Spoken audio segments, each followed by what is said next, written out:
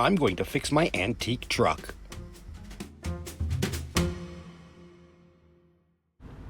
For the past few years, the slave cylinder attached to my clutch has been leaking. The seals have been really falling apart, as you can see here. So I took it all apart, cleaned everything up, and made it look brand new from the outside.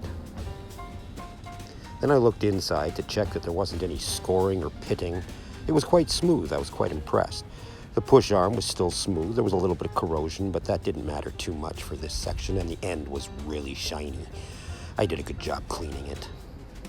So I reassembled it with new seals. Okay, so I fixed my slave cylinder, and now I'm going to reattach it to the engine.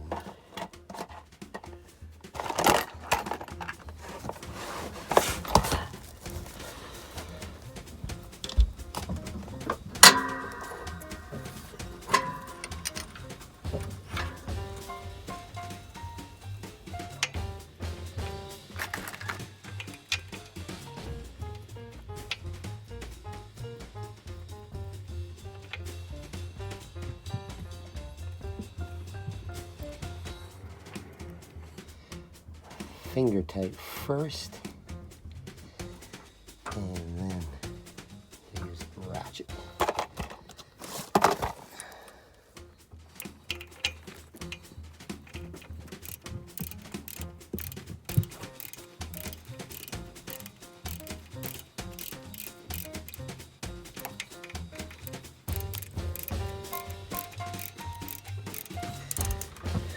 The dust boot is missing here. I have to find a new one. And that's going to be challenging, but failing that, I may actually use my puppet making skills to form a mold and make one out of heat-resistant silicone. We'll see. Not too tight.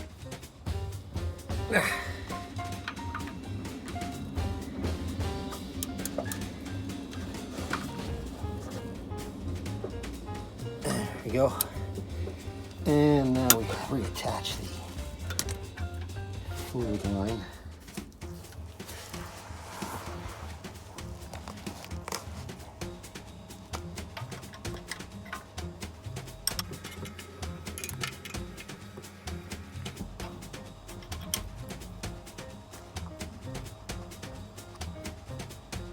Not too tight. Okay.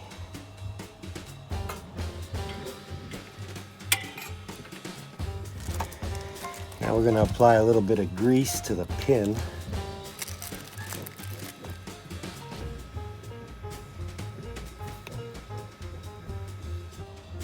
Because, you know, you want things to stay lubricated.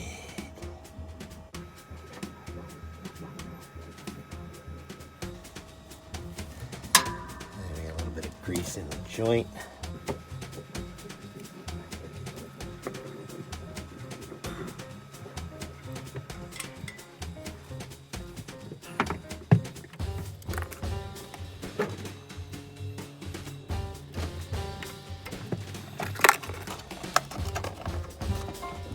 Washer.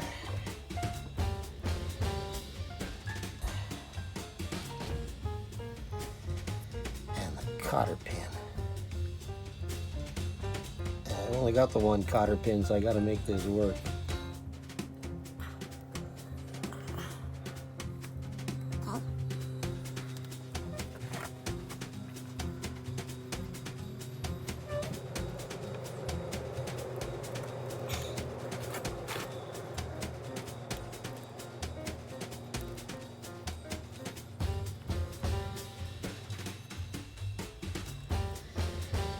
Bippity boppity boo.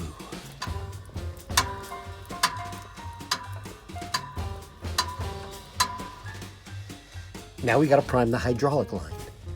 Everything put back together, we put brake fluid or hydraulic fluid into the reservoir by the steering column.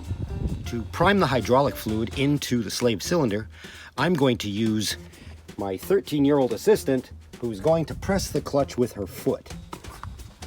As she presses the clutch, we look inside the reservoir for bubbles.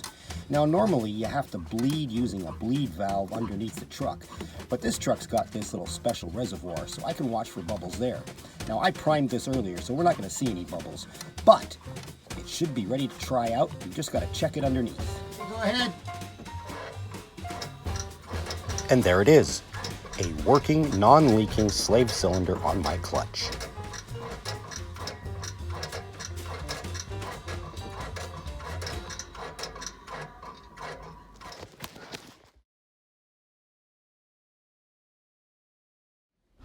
Coming up next, getting rid of all that rust and crap and fixing the air compression system.